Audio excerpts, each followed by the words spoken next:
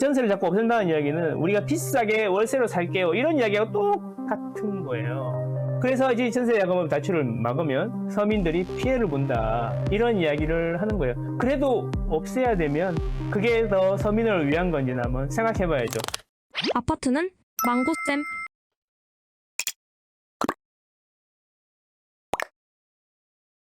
김윤덕 국토부 장관 후보자 전세대출 DSR 포함 시 서민대출 한도 축소가 된다 이런 이야기 하고 있습니다. 많이 우리가 관심 많잖아요. 전세대출을 진짜 집주인 DSR에 넣는 거 아니야? 또는 세입자 DSR에 넣어가지고 전세대출을 아예 없애버리려고 하는 거 아니야? 이런 이야기 많지 않습니까? 그래서 관심이 많은데 국토부 장관 후보가 이런 이야기를 했다라는 겁니다. 자, 근데 생각 한번 해보면 이렇죠. 자꾸 전세를 없애야 된다. 또는 전세 대출이 나쁜 것이다. 이런 이야기 많이 합니다. 그러면 좋고 나쁜 것은 누가 정하는 겁니까? 법에 전세 대출이 나쁘다고 되어 있나요? 제 이야기는 뭐냐면 그걸 좋고 나쁨으로 보면 세상을 정확하게 못 볼 수 있어. 좋고 나쁜 게 아니라 사회의 현상인 거죠, 현상. 그쵸? 사회의 현상. 이렇게 현상으로 받아들여야지 자꾸 거기에다가 옳고 그름을 넣으려 그러니까 법의 테두리 안에서 하는 일인데 옳고 그름을 넣으려니까 그런 거죠. 사회적 현상이 폐단이 많아. 그러면 고치면 되는 거야. 그래서 폐단을 이야기하면 되잖아요. 그래서 그 폐단이 뭐야? 전세 대출을 받아서 사람들이 전세를 자꾸 들어가니까 전세가 올라가고 전세가 올라가니까 갭 투자자들이 그거를 먹잇감으로 해가지고 집을 산다. 그래서 집값이 오르는 거다. 이 논리인 거잖아요. 그죠? 그래서 전세 대출을 없애야 된다라고 하니까 바로 없애기는 어렵다. 전세 대출을 그러면 DSR을 넣어야 되는 거 아니냐. 부채인데. 그래서 집주인한테는 전세 보증금을 넣고 이자는 세입자 DSR로 넣자. 뭐 이런 이야기인 거잖아요. 그래서 전세를 없애버려야 행복한 세상이 온다. 이런 이야기 아니겠습니까? 진짜 그래? 자, 한번 생각해 봅시다. 그러면 전세를 없애면 월세로 가야 돼요. 월세. 지난 방송에서도 얘기했지만 전세를 없애면 월세로 가야 돼요. 어차피 집 떨어진다고 생각하시는 분들은 집을 안 사시니까 전세가 없으면 월세로 가야 돼. 그러면 김윤도 후보도 이런 이야기 했단 말이야. 서민들한테 피해가 간다. 그래서 신중하게 생각해야 된다. 이런 이야기 하는 거야.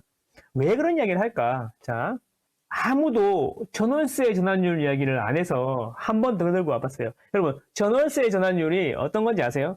네이버에 검색해보면 지금 있는 전세 보증금을 월세로 돌리면 몇 프로 해야 되는지 이거고요. 그래서 정부에서 이유를 정해놓고 그 이상으로 올리면 안 된다고 나오는데 그거는 그 의미의 전월세 전환율이 아니에요. 이 전월세 전환율은 뭐냐면 지금 똑같은 아파트에 전세 시세가 있고 월세 시세가 있잖아요. 자, 그래서 그 전세 시세 대비 월세 시세를 가지고 만드는 게 전월세 전환율이에요. 전월세 전환율이 4.7%다. 그러면 전세 보증금이 1억일 때 1년에 470만 원 정도를 월세로 낸다. 이런 이야기가 되는 거죠. 서울은 470만 원 정도 내고요.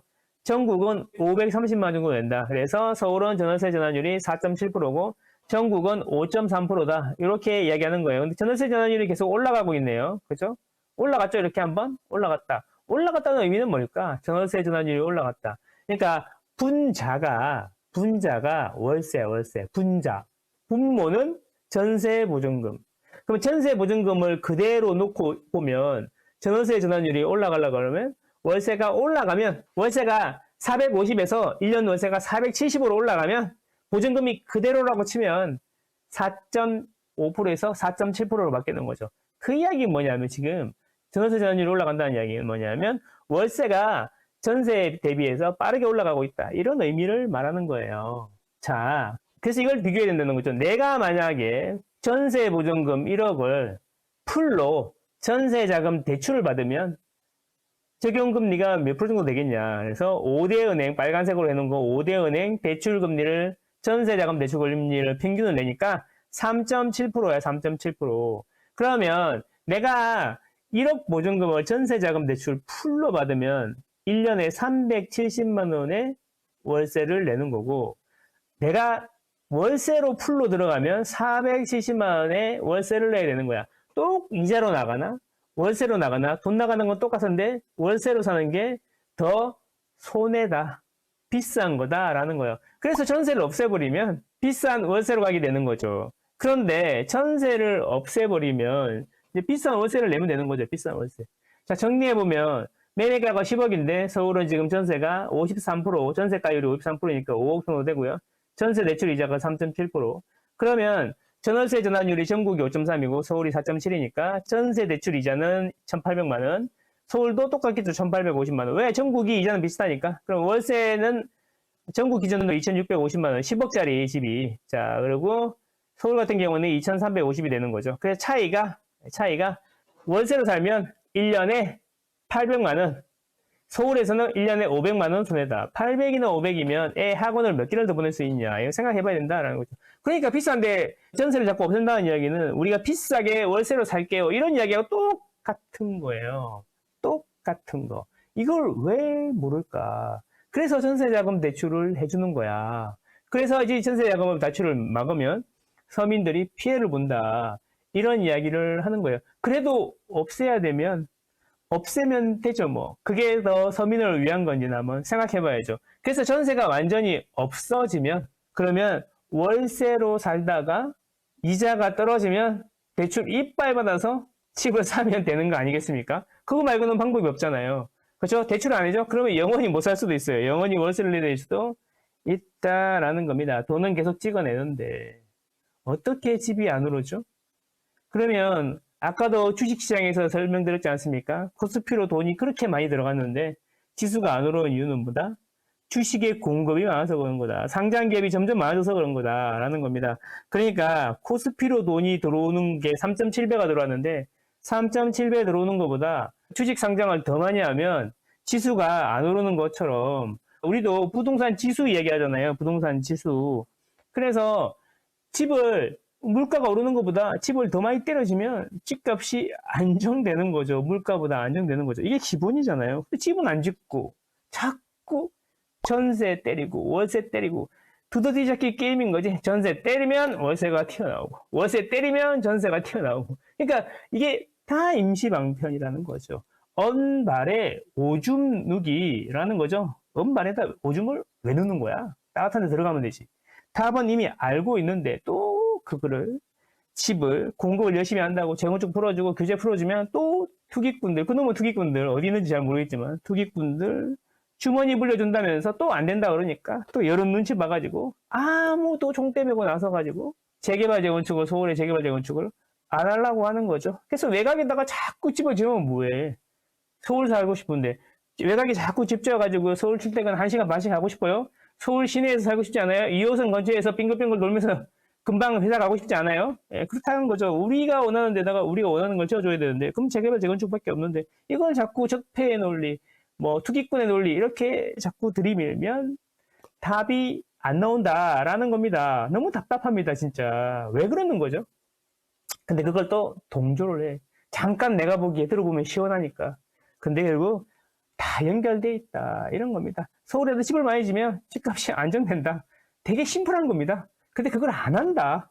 그걸 해주면 정치적으로 힘들기 때문에. 그래서 자꾸 제가 말씀드리죠. 현상을 제대로 파악해야 되는데 좋고 나쁨, 옳고 그름을 자꾸 넣으면 정확하게 세상을 못 보게 되고 정치가 들어가면 그러니까 정확하게 세상을 못 보게 되고 계속 상황만 악화시킬 수 있다. 배가 아픈데 진통제 먹으면 당장 좋아질 수도 있지. 근데 근본적으로 원인을 찾아내서 해결을 해야지. 진통제만 자꾸 놓다가 보면 내성이 생겨가지고 더 센 진통제를 자꾸 찾게 되는 거죠. 규제를 하다 보면은 계속 오르거든. 그러니까 더 센 규제를 찾는 거죠. 그러다 보면 시간이 지나면 약을 계속 많이 먹으면 어떻게 돼요? 가다 복용하면 몸이 망가지는 것처럼 자꾸 이렇게 규제를 하다 보면 시장이 망가지겠죠. 그걸 왜 몰라? 그래서 나 너무 답답해. 문제 해결은 안 하고 옳고 그름을 자꾸 이야기하면 안 된다라는 겁니다. 진짜로 뭐가 목적인지 생각해봐야 돼. 집값을 안정시키는 게 목적이면 집을 많이 지으면 됩니다. 그러면 되죠. 그런 이야기다. 아파트는 망고쌤.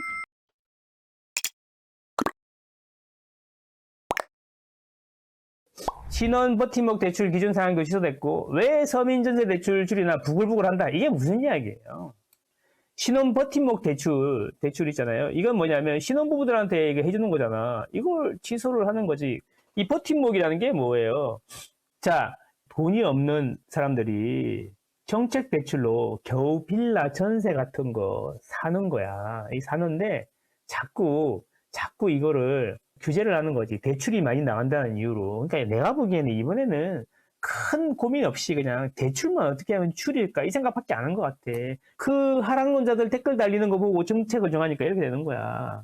자, 이게 또 여기도 있어요. 보세요. 돌려줄 전세금 모자라는데 발동독 어리된 빌라 집주인 요거잖아. 여기서 보면은 자, 버팀목이라는 게 있어요. 버팀목. 버팀목 전세자금 대출은 한도를 축소한다는 건데 신혼부부 청년들을 위해서 이게 하는 거거든, 이거를. 그럼 한도도 축소도 했는데 여기다가 이제 전세 보증 비율도 축소해 버리는 거야. 90%에서 80%로. 이게 무슨 소리냐면 자, 전세 보증금이 빌라가 1억인데 이거를 국가에서 9천만 원까지 보증을 해줬어요. 그래서 9천만 원까지는 국가 보증으로 받을 수 있어. 그 나머지는 뭐 월세로 내든가 아니면 자기 돈 조금 내면 되는 거지. 그런데 그걸 80%로 줄인단 말이야. 그러면 이제 전세 들어오는 사람들은 대부분 어떻게 할 거냐면 80%만 국가에서 보증이 되니까 전세 사기가 문제잖아요.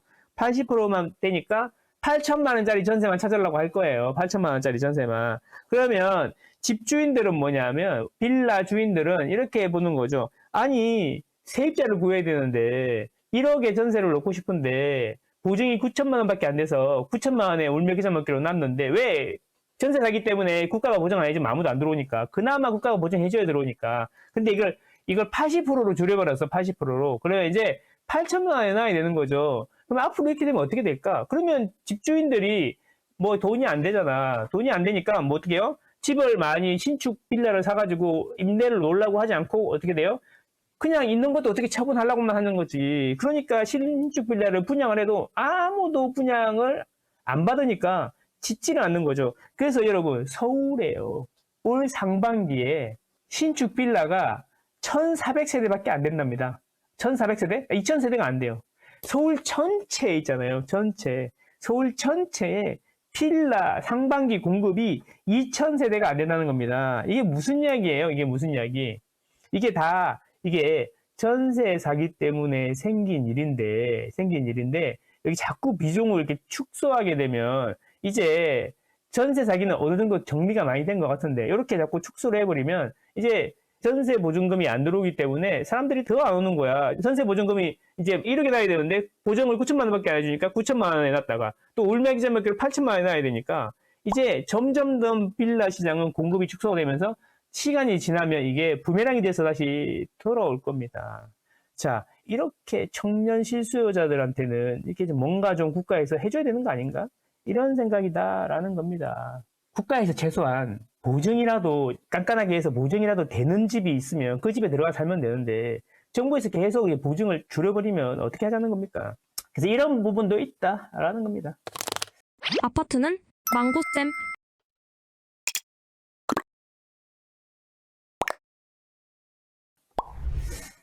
자, 실수요자들은 안 때려잡는다고 했는데 자 보세요. 6.27 대책이 무주택 실수요자도 영향을 주고 있다. 수도권의 생애 첫 주택 매수자가 18.2% 감소했다. 자, 이게 무슨 이야기예요? 생애 첫 주택 매수 LTV 축소하고 전책 대출 한도도 줄였어. 자, 그러니까 어떻게 돼요? 서울하고 경기도의 생애 첫 주택 매수가 25%, 26% 줄었다라는 겁니다. 자, 이거는 무주택 실수요자들은 보호해준다며. 왜? 생애 최초 주택 구입 자금 대출이 전입 요건이 없어가지고 가격 상한도 없어가지고 20억짜리를 전세 10억 놓고 후순위를 6억 받고 그리고 내 돈 4억으로 산다 이래서 20억짜리를 산다 이래가지고 그거를 막 규제를 하는 거잖아요. 그러면 이거를 20억은 좀 그러니까 디테일하게 바꾸면 되잖아. 이거 아무 생각이 없는 거라니까. 자, 보세요. 그러면 상한을 정하면 되잖아요. 20억짜리는 안 된다고 하면 되잖아요. 15억을 한다든가 최대 10억을 한다든가 이러면 되는 거잖아요. 그죠? 우리 신생아 대출이라든가 그 특례보금자리 같은 경우에는 9억짜리 이하만 됐잖아. 그런 것처럼 정하면 되는 거 아니야. 그리고 전입요건 해주면 되는 거 아니야. 그래야 실수요자들이나 무주택자들이 집을 사고 싶은 사람도 있잖아. 집을 안 사고 싶은 사람도 있지만 선택이잖아. 테넌트 초이스. 자기가 원하는 방식을 선택할 수 있는 거잖아.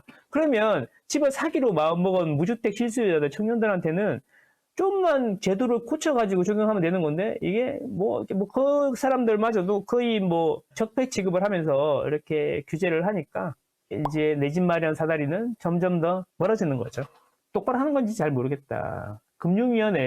금융위원회가 대출 한도 줄이는 데만 혈안이 돼가지고 이게 제대로 돌아가고 있는 건지 참 궁금하다. 서민 실수요자들은 피해가 없게 한다 그랬는데 속출하고 있다. 이런 이야기입니다. 이주비도 그렇고 이것도 그렇고 심각하다 저는 이렇게 생각합니다.